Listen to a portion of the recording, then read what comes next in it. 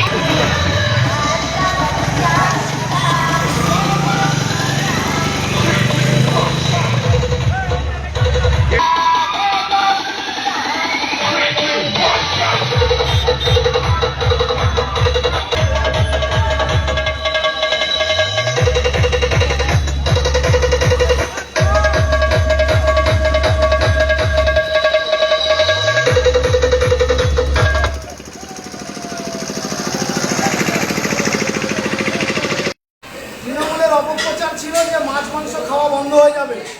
আজকে ঘাটাল পৌরসভার 1 নম্বর ওয়ার্ডে ভারতীয় জনতা পার্টির পক্ষ থেকে বিজয় উৎসব পালন হয়েছিল।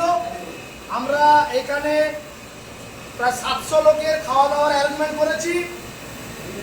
মাছ এবং মাংস দুই আছে, আপনারা দেখতে পাচ্ছেন মাছ এবং মাংস দুই আছে। প্রায় 700 লোকের খাওয়া দাওয়ার অ্যারেঞ্জমেন্ট আছে, মাছ এবং মাংস।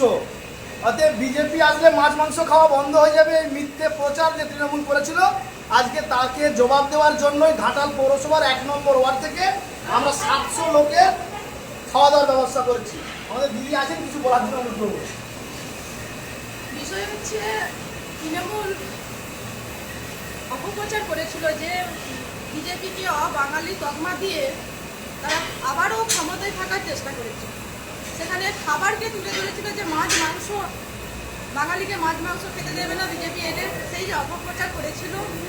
এবং আমাদের রাজ্য সভাপতি বলেছিলেন যে বিজেপি ক্ষমতায় আসছে এবং আসার পরে প্রত্যেককে মাছ মাংস খাওয়ানোর ব্যবস্থা করা।